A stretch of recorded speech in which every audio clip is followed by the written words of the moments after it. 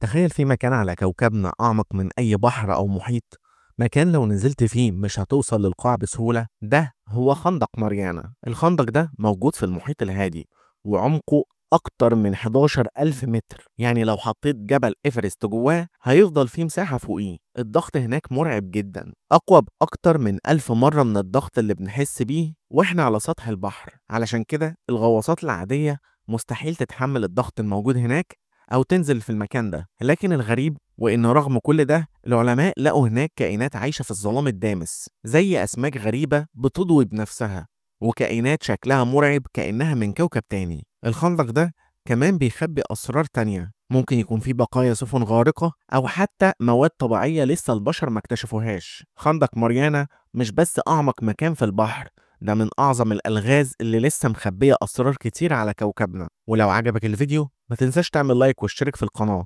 واكتبوا لنا في تعليقات ايه أكتر حاجة تتمنى تكتشفها في أعماق خندق ماريانا.